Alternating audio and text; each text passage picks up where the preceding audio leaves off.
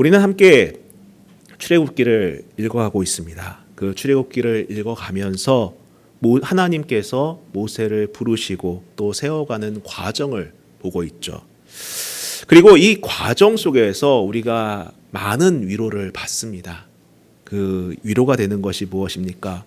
모세도 우리와 마찬가지로 연약한 사람이었다는 것, 그리고 실패를 경험하고 있으며 낙심도 하는 인물이었구나라는 점이 우리에게 위로가 됩니다.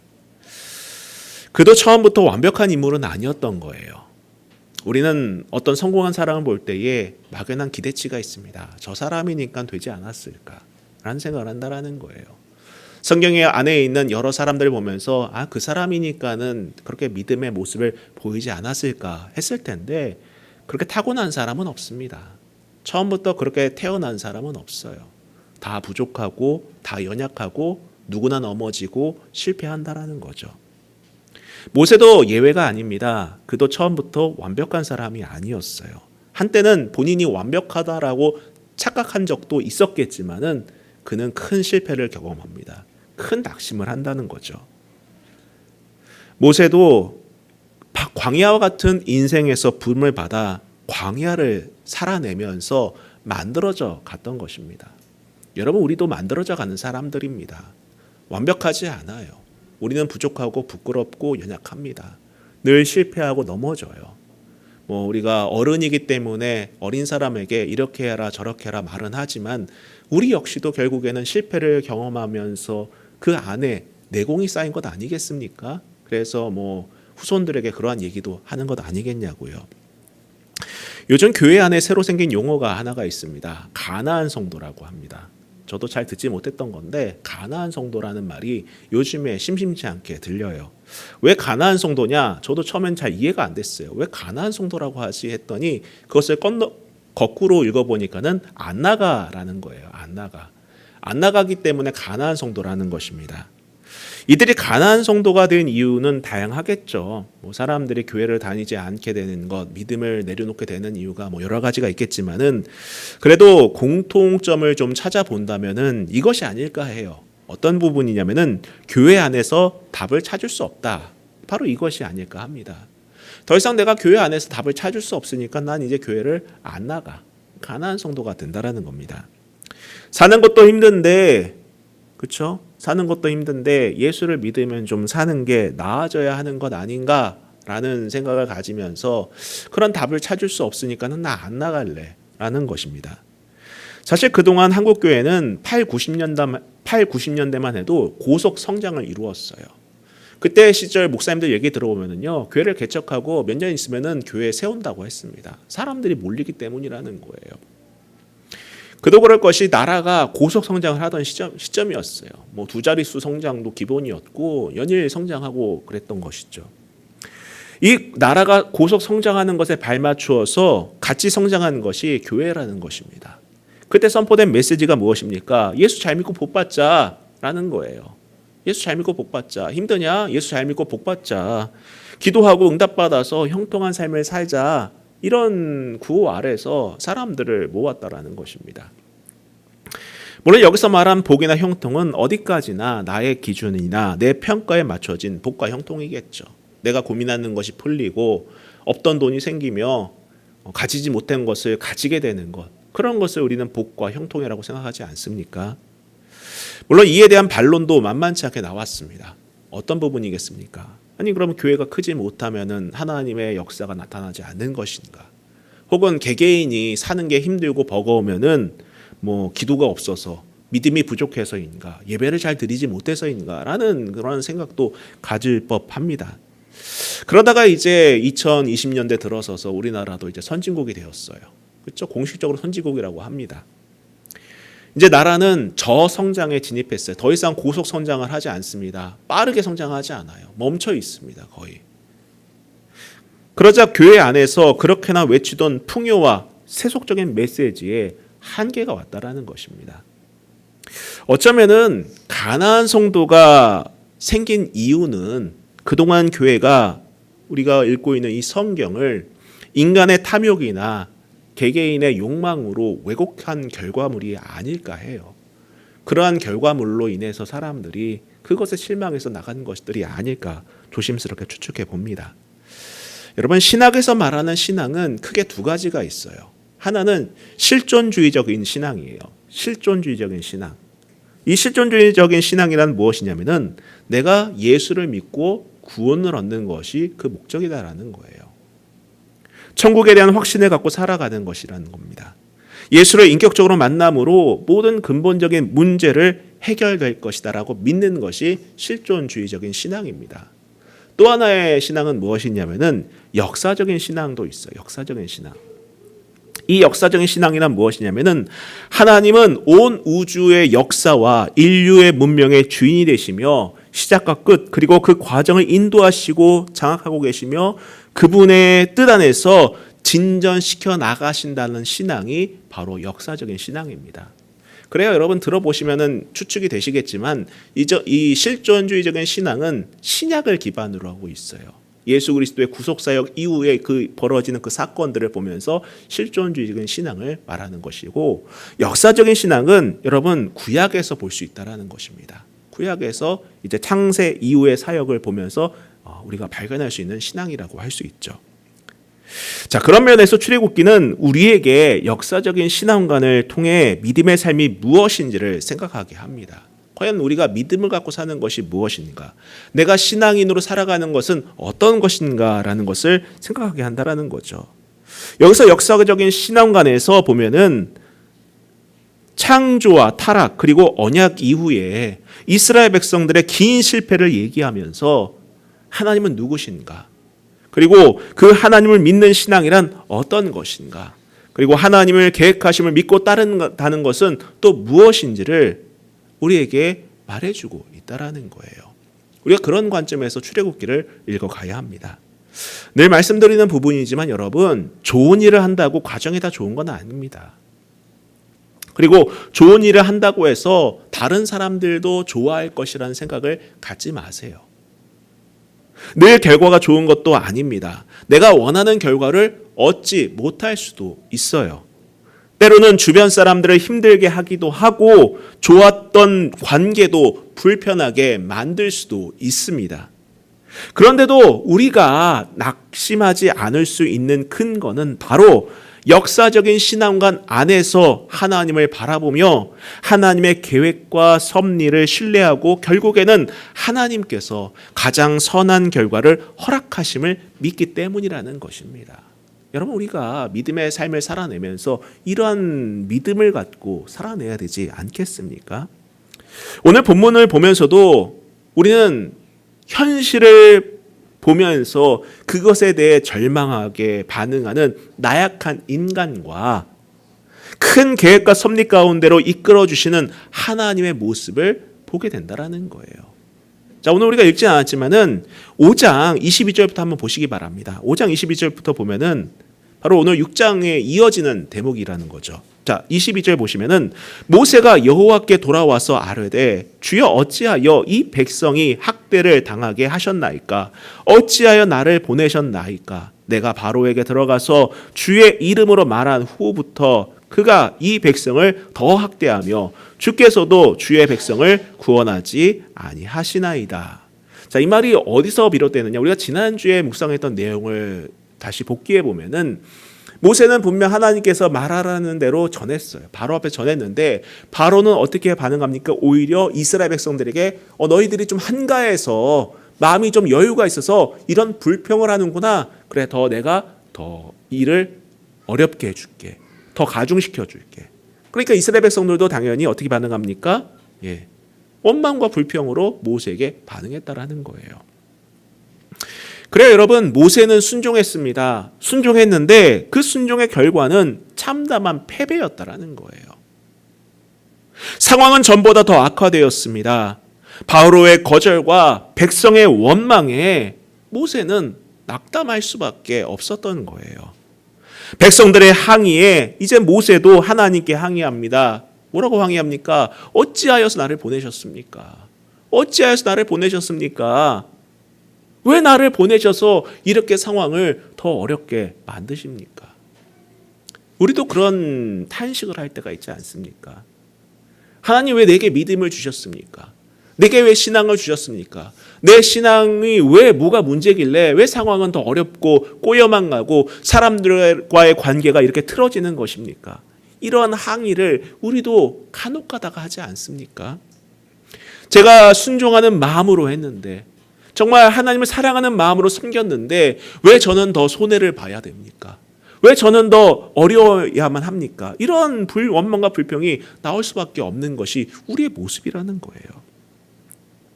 근데 여러분 보세요. 모세만 놓고 봤을 때에 하나님께서 모세를 보내실 때 무엇을 말씀하셨습니까? 분명 어려움이 있을 것이라고 말씀하셨어요.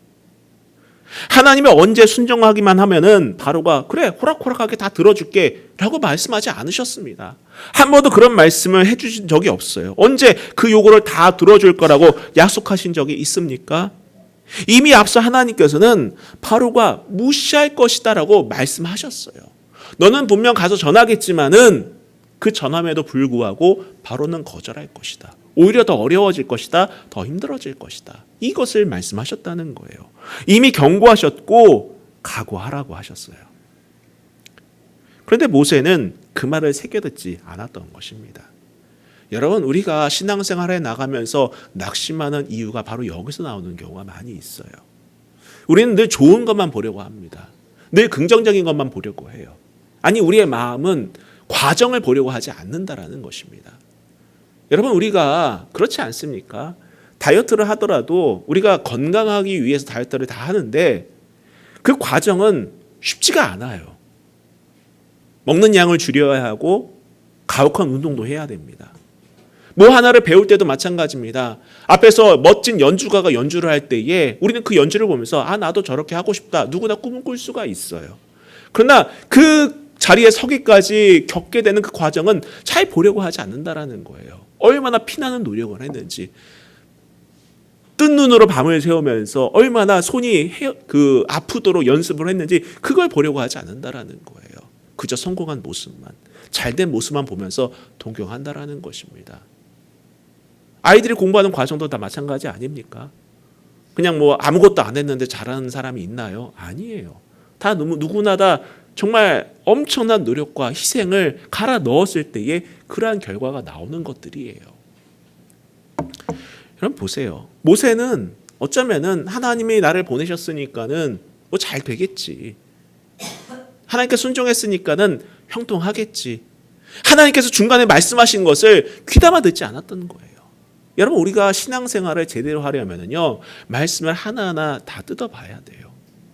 그저 잘된 것만 보면 안 됩니다. 요셉이 총리된 것만 보고, 다윗이 왕된 것만 보고, 모세가 지도자가 되어서 그 이스라엘 백성들을 이끌어낸 것만 보고 거기에 완전 매료되어서 나도 이렇게 되고 싶다. 여호수아가 백성들을 이끌고 갔을 때 여리고성 무너뜨리고 그가 정말 승리를 맛보는 것, 그것만 우리가 보면서 기뻐해서는 안 된다라는 거예요. 그 과정을 봐야 돼요. 그들이 얼마나 정말 그 영적으로 치열하게 싸워 나갔는지, 그 과정 속에서 어떠한 일들이 벌어졌었는지를 우리는 눈으로 봐야 돼요. 그리고 우리의 삶에 적용을 해야 되는 것입니다. 쉬운 게 아니구나. 그리고 이 약속 우리가 붙들고 나아가야 되겠구나.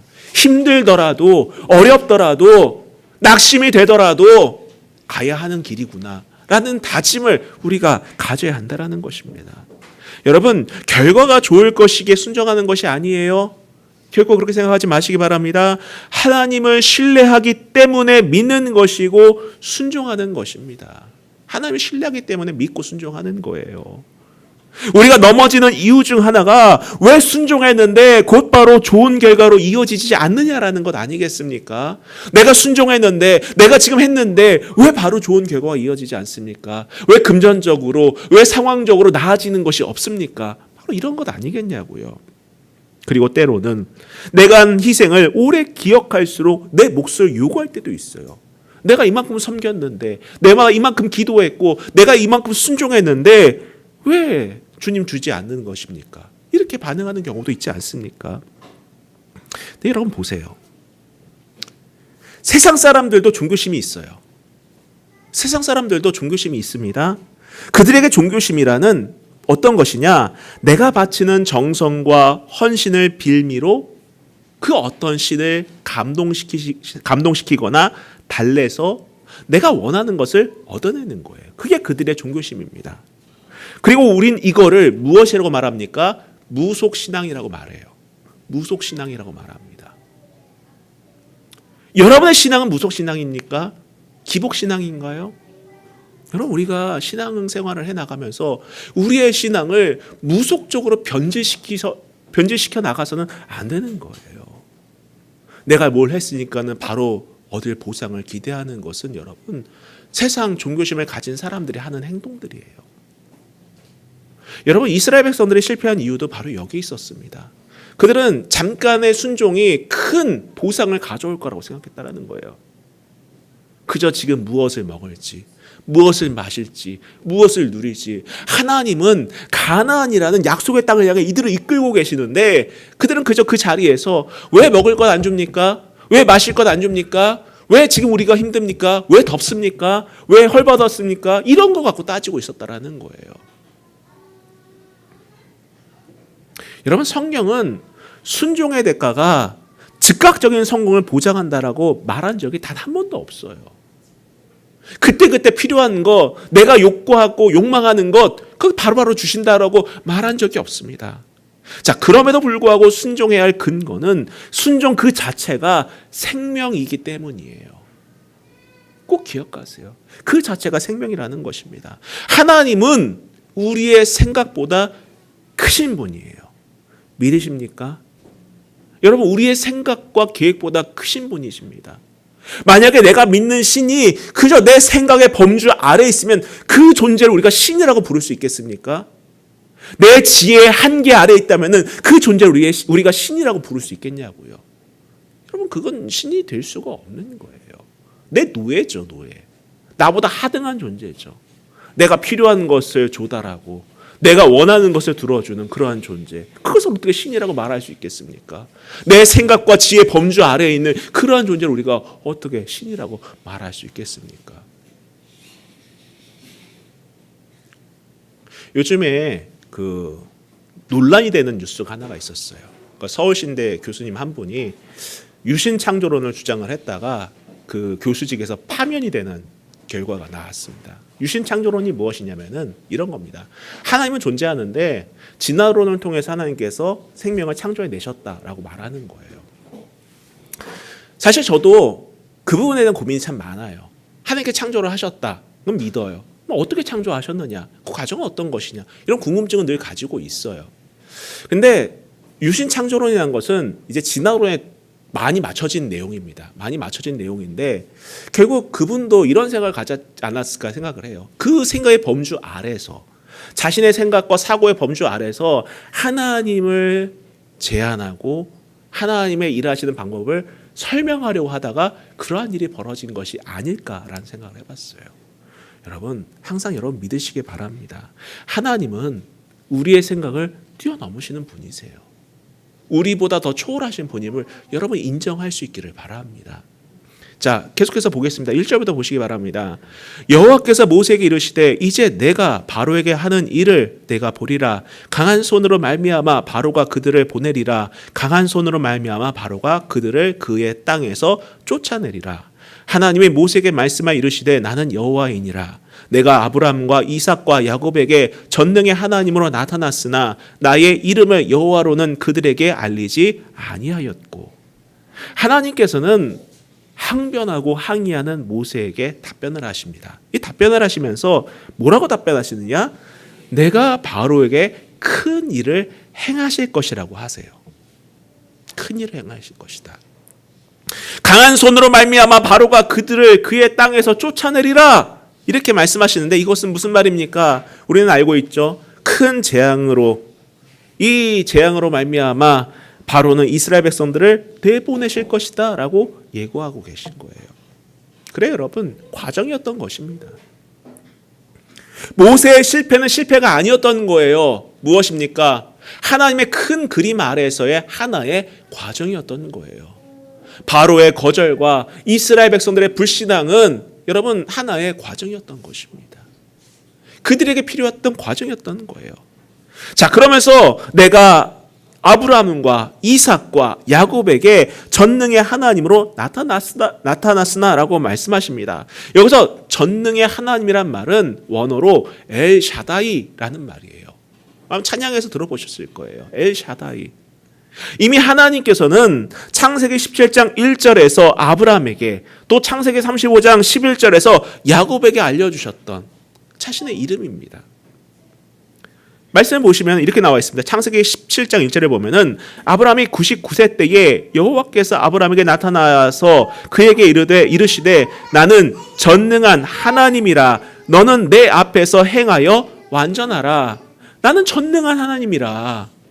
또 야곱에게도 나타나서 말씀하시죠. 창세기 35장 11절에 하나님이 그에게 이르시되 나는 전능한 하나님이라. 전능한 하나님이라. 생육하고 번성하라. 한 백성과 백성들의 총회가 내게서 나오고 왕들이 내 허리에서 나오리라. 여러분, 아브라함에게 하신 약속, 야곱에게 하신 약속들은 여러분 그 시점에서 보면 불가능한 일이었던 거예요.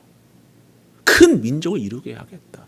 내 자손을 번창하게 하겠다. 내 허리에서 왕들이 나오게 하겠다라는 말은 사실 그 현실적으로 봤을 때는 불가능하고 이게 과연 이루어질까라는 생각이 들 수 있는 그런 일이었다라는 겁니다. 그렇지 않습니까? 아브라함이 99세면은 자식을 낳을 수 없는 시점이었는데, 불가능한 시점이었는데 이게 어떻게 가능할까? 야곱도 마찬가지지 않습니까? 여러분, 쫓기고 앞이 보이지 않는 그런 시점에서 그에게 한 약속이 과연 가당키나 했을까요? 그런 하나님께서는 말씀해 주십니다. 나는 전능한 하나님이다. 엘샤다이다. 그렇습니다, 여러분. 하나님은 전능하신 하나님입니다. 여러분, 이왕 믿음 생활 하시면은 그런 하나님 믿고 고백할 수 있기를 바랍니다. 이왕 신앙생활 하는 거 한번 푹 빠져 보세요. 그냥 곁다리 짚고서는 그냥 잠깐 왔다가 마음의 위안과 쉼을 얻고 돌아가려는데 목적을 두지 마시고 전능하신 하나님을 온전히 신뢰해 보시기를 바랍니다. 그분은 불가능한 일을 가능케 하시는 분이십니다. 자기 백성에게 하신 언약들을 반드시 지켜내는 분이심을 여러분 확신하시기를 부탁드립니다. 여러분, 출애굽하는 과정을 한번 생각해 보세요. 우리가 계속해서 읽어 나가겠지만은 과연 이것이 상식적으로 가능한 일입니까? 우리가 편안하게 앉아서 이 말씀들을 읽어가지만은 실제로 우리가 이것을 해낸다고 생각했을 때에 이것은 불가능한 일이에요, 사실은요. 불가능한 일입니다. 사람의 생각으로 할 수 없는 일이라는 거예요. 그러나 그것을 이루십니다. 게다가 무엇까지 이루십니까? 온 인류의 구원을 예수 그리스도의 대속으로 이루심을 우리는 알고 이 사실을 믿고 있지 않습니까? 여러분, 우리의 현실이나 우리가 겪는 문제보다 크신 하나님을 믿으시기 바랍니다. 그분은 전능하신 하나님이세요. 전능하신 하나님이십니다. 우리보다 우리의 삶을 더 잘 아시는 분이고 우리가 가야 할 방향을 너무나도 잘 아시는 분이세요.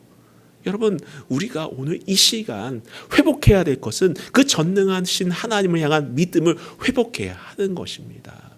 여러분, 하나님을 좀 더 우리가 마음을 열고 신뢰해 볼 수 있기를 바라요. 왜 우리가 낙심을 합니까?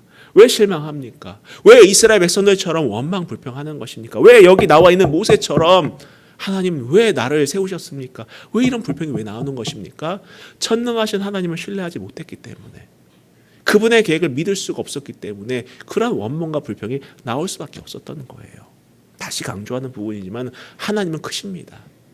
우리의 생각과 우리가 겪는 문제나 우리가 겪는 현실보다 더 크신 분임을 믿으시기를 주님의 이름으로 축복합니다.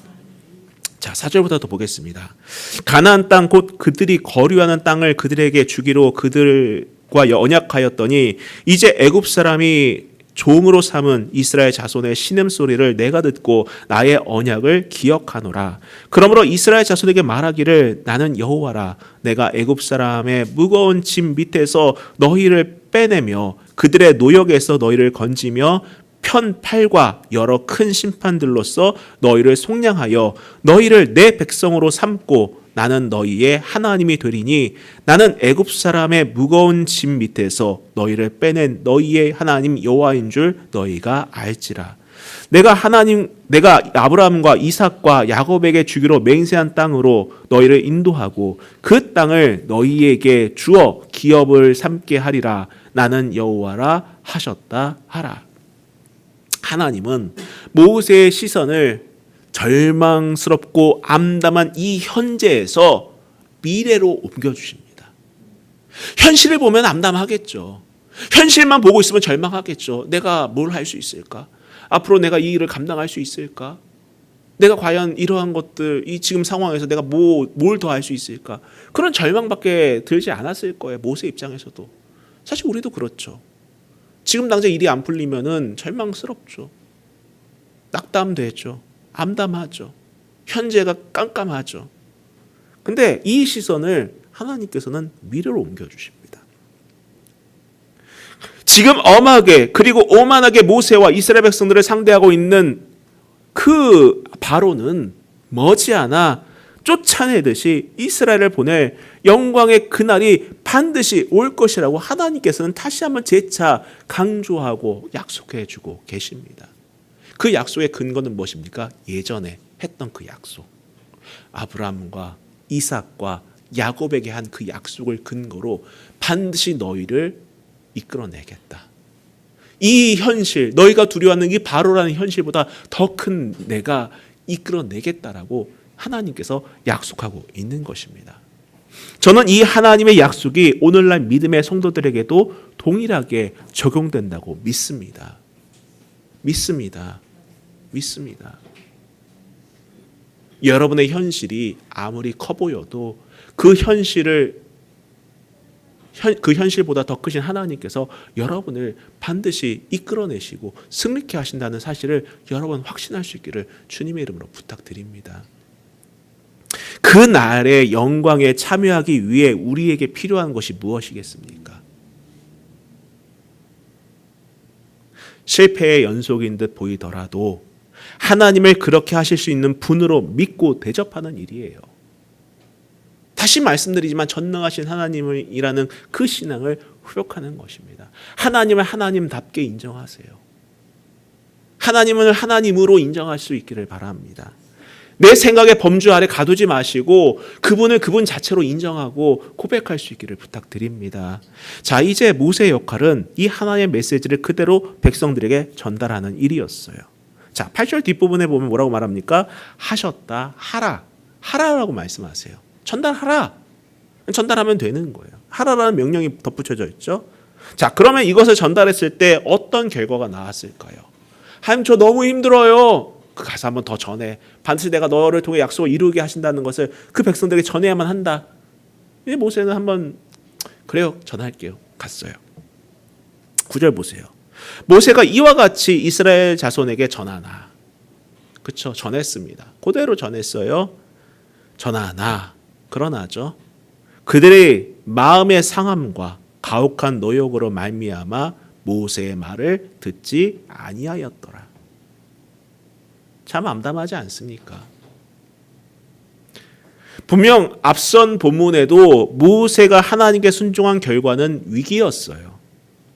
바로의 노역과 학대가 심해졌고 이스라엘 백성들도 뭐라고 반응합니까? 하나님이 너를 판단하길 원한다. 모세 너를 판단하길 원한다. 모세 자신도 하나님 너무 힘들어요. 너무 고통스러워요. 저 너무 이거 안 하면 안 돼요. 꼭 왜 해야만 합니까? 그렇죠. 자, 이쯤 되면은 하나님께서 말씀하셨을 때에 이번엔 되겠구나라는 생각을 가질 법했을 것 같아요. 그래, 이쯤 내가 힘들다고 나뒹굴었으면은 하나님께서 그래도 뭐 좋은 결과가 있겠지 생각했지만은 그렇지 못했던 겁니다. 자, 그럼 모세 입장에서는 또 어떤 생각이 들었겠습니까? 여러분님은 어떤 생각 들겠어요? 당연히 낙심되겠죠. 하나님 계신 거 맞아요? 아니, 이쯤 내가 힘들어 했으면 좀 괜찮지 않겠습니까? 어떻게 더 힘들어야 됩니까? 왜 내가 원하는 결과가 나오지 않는 것입니까?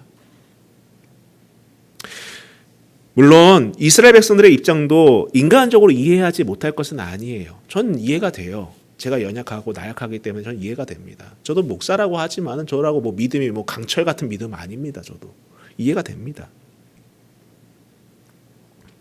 이들이 모세를 통해 하나님은 나는 여호와다, 약속의 하나님이다, 전능하신 하나님이다 라는 말씀을 들으며 이들을 반드시 건지시고 애굽에게 큰 심판을 내려 이스라엘을 구원하실 것이다 라고 약속을 전해 들었지만은 현실은 와닿지 않았던 거예요. 너무 버거웠던 것입니다. 너무 힘들었어요. 마치 우리의 모습처럼. 아마 여러분께서도 오늘 말씀 듣고 묵상하고 기도하고 여러분의 삶의 터전으로 돌아갈 거예요. 근데 때로는 그 현실이 여전할 수도 있습니다. 바뀐 게 없을 수도 있어요. 여전히 힘들고 어려운 일이 내 앞에 놓여 있으며 내가 감당해야 될 무게들이 너무나도 무거운 것들이 분명 존재할 수 있어요. 그럼 우리 이렇게 말할 수 있습니다. 하나님, 저 정말 오늘 예배 잘 드리고 왔어요. 기도 열심히 했고요. 말씀 듣는데 아멘, 그것을 믿었습니다. 저는 전능하신 하나님을 인정한다고요. 근데 왜 삶은 변하지 않는 것입니까? 왜 여전히 저는 실패해야 하는 것입니까? 왜 상황은 나아지는 게 없는 것입니까? 이렇게 반응할 수 있다는 것입니다. 어쩌면 이스라엘이 기대했던 것은 말씀이 선포되고 그것을 믿은 직후 어떤 변화가 있지 않았을까라는 막연한 기대가 있었을 것 같아요. 우리도 그런 기대를 합니다. 예수를 믿으면 좀 나아지는 게 있어야 되는 건 아닌가? 이런 질문들을 하지 않습니까? 근데 여러분, 하나님께서 우리에게 구원을 베푸신다는 의미는 현실이라는 이 삶의 현장에서 하나님의 뜻을 이루어 가신다는 것을 의미하는 거예요. 내 필요를 채워준다는 것이 아니라 내 안에서 하나님의 뜻을 이루어 가신다는 것을 의미하는 것입니다. 현실을 부정하거나 외면하게 하시는 것이 아니라 그 현실 안에서 하나님의 뜻을 완성하기 위해 하나님은 우리를 다듬어 가시고 완성해 가고 계신다라는 거예요. 여러분, 고난이 우리에게 꼭 불행한 일만은 아닙니다. 아픔이 꼭 우리에게 해악을 끼치는 것만은 아니라는 거예요. 때로는 그 고난이 우리를 성장하게 하고 성숙시키며 하나님이 주실 그 복을 받을 만한 그릇으로 만들어가는 과정이기도 하다라는 사실을 여러분 믿으시기를 바랍니다. 어쩌면 이스라엘 백성들은 하나님을 안다고는 말했지만은 아직 준비되진 않았던 것 같아요. 복을 받을 만한 그릇이 되지 않았고 구원을 받을 만한 그릇이 되지 않았기 때문에 그들을 준비시키는 과정이었던 것이 아닐까 생각할 수도 있다는 것입니다. 그들에게는 하나님을 아는 지식은 있었는지 모르지만은 여호와 하나님을 향한 믿음은 없었던 거예요. 하나님은 알지만은 믿음은 없었던 것입니다. 그러니 이미 모세가 전한 하나님의 계획을 전해 듣고도 모세가 그것을 확증하는 기적을 시연하는 장면을 다 지켜보았음에도 불구하고 더욱 강한 압박으로 조여오는 바로를 하나님보다 더 두려워했던 것입니다. 우리도 현실이 조여올 때에 그 현실 때문에 두려워하는 것처럼 이들도 바로를 더 두려워했던 것입니다. 자, 이러한 실패 속에서 하나님은 뭐라고 말씀하십니까? 자, 오늘 10절부터 읽고 마치도록 하겠습니다. 여호와께서 모세에게 말씀하여 이르시되 들어가서 애굽 왕 바로에게 말하여 이스라엘 자손을 그 땅에서 내보내게 하라. 모세가 여호와 앞에 아뢰어 이르되 이스라엘 자손도 내 말을 듣지 아니하였거든 바로가 어찌 들으리이까? 나는 입이 둔한 자이니이다. 자, 28절 또 읽어보겠습니다. 여호와께서 애굽 땅에서 모세에게 말씀하시던 날에 여호와께서 모세에게 말씀하여 이르시되 나는 여호와라. 내가 내게 이르는 바를 너는 애굽 왕 바로에게 다 말하라. 모세가 여호와 앞에 아뢰되 나는 입이 둔한 자이오니 바로가 어찌 나의 말을 들으리이까? 여러분 보세요. 같은 것이 반복됩니다. 하나님께서 가서 전하라. 하나님, 이스라엘도 안 듣는데 바로가 어떻게 듣겠습니까? 저는 입이 둔한 사람입니다. 저는 저의 역량으로는 이 일을 감당할 수가 없습니다. 또 하나님께서 말씀하십니다. 너는 가서 바로에게 전하라. 하나님, 저는 입이 둔한 자입니다. 저의 역량으로는 이러한 일들을 감당할 수가 없습니다. 여러분, 문제가 누구 때문입니까? 누가 문제예요? 바로가 문제입니까? 아니죠. 바로가 문제가 아니라 누가 문제였습니까? 모세가 문제였고 이스라엘 백성들이 문제였다라는 거예요. 하나님은 가서 전하라. 괜찮다 전하라 라고 했는데 모세가 못 전하고 있는 것이고 이스라엘 백성들이 믿지 못해서 문제가 발생하고 있는 것입니다. 위대한 승리의 약속을 들었지만은 마음이 상하고 가혹한 노역으로 지친 이스라엘은 현실의 세력의 위용 앞에서 굴복하고 말았고 모세마저 또다시 자신의 둔한 입술을 핑계로 뒷걸음질 치고 있었던 거예요. 자, 바로보다 먼저 변해야 될 사람들이 누굽니까? 바로 모세와 이스라엘 백성들이었던 거예요. 그래요, 여러분. 이런 과정은 누구 때문이었던 것입니까? 바로 때문이었습니까? 아니에요. 문제 때문이 아니었던 것입니다. 바로 나 때문이었던 거예요. 내 문제였다는 거예요. 모세의 문제였고 이스라엘의 문제였다라는 거예요. 왜 이 일이 안 풀립니까? 문제를 우리는 바라보고 그 증상이 해결되기를 원하지만은 근본 원인은 누구에게 있다? 나에게 있다라는 거예요. 하나님은 그런 나를 만들어 가시길 원하신다라는 것입니다. 구원 사역의 주인공으로서 만들어가길 원하신다라는 거예요. 그 광야의 삶을 능히 살아낼 수 있는 그런 능력자로서 만들어가길 원하신 것이고 가나안 땅에서 하나님 백성으로 살기를 원하는 그러한 사람으로 만들어가길 원하셨던 것입니다. 성도 여러분, 우리는 문제가 문제라고 생각을 합니다. 현실이 문제라고 생각해요. 현실이 바뀌면 우리의 삶이 나아질 것이라고 생각합니다. 내 상황이 바뀌면 좀 나아질 것이라고 생각을 하는데 진짜 문제는 누구에게 있다? 나에게 있었다라는 거예요. 나에게. 여러분, 힘들 때는 원인이 누구다? 나다라는 거예요. 나다. 그리고 하나님께서는 나를 어떻게 만드시길 원한다? 하나님의 사람으로 만들어 가시기를 원하고 계시다라는 사실을 여러분 보시기를 바랍니다. 우리는 살다 보면은 필연적으로 고난과 역경을 마주할 수밖에 없어요. 고난 없는 인생이 없습니다. 어려움 없는 인생이 없어요. 대충 이제 얼추 살아보신 분들은 이해하실 겁니다. 실패하지 않은 인생이 없어요. 다 낙심합니다. 하던 일을 마음껏 잘하는 사람은 세상에 단 한 사람도 없어요. 자신이 계획한 대로 살아가는 사람은 단 한 사람도 없습니다. 여러분, 정말 그렇지 않습니까? 여러분의 인생을 장담할 수 있나요? 내 인생은 내가 계획한 대로만 살아가면 아무런 어려움이 없을 거야. 고난도 없을 것이고 역경도 없을 거야라고 누가 장담합니까? 장담 못하죠. 사람은 필연적으로 고난과 역경을 마주하죠. 근데 여러분 어떤 선택을 하시겠습니까? 어떤 사람은 그 고난과 역경을 마주할 때마다 실패를 경험할 때마다 그것을 빌미로 같이 그 실패로 들어간 사람이 있어요. 그래, 나는 안 돼. 마치 모세가 핑계를 댔던 것처럼 저는 입이 둔한 자입니다. 저는 원래 자격이 없는 자였어요. 주님 아시잖아요. 저 왕자 때 시도했다가 실패해서 40년 동안 남의 양이나 치면서 인생 되는 대로 살던 사람 아니었습니까? 저는 입이 둔한 사람입니다. 마치 이스라엘 백성들처럼 아니 나아지는 건 없잖아. 우리 더 힘들어졌어. 이렇게 말하는 것처럼 같이 그 실패에 묻어가는 사람이 있어요. 같이 그 절망 속에 빠져드는 사람이 있습니다. 난 안 돼. 내 삶은 이미 망했어. 이제 캄캄해. 아무것도 할 수가 없을 것 같다 라고 하는 사람이 있는 반면에 누군가는 일어선다는 거예요. 누군가는 일어선다는 것입니다. 그 고난을 딛고 일어서는 사람이 있어요. 그 역경을 딛고 일어서는 사람이 있습니다. 그 실패를 딛고 일어서는 사람이 있어요. 현실이 버겁고 미래가 캄캄하고 동기부여가 안 되는데 가능하겠는가라고 질문을 하겠지만은 일어선 사람이 있어요.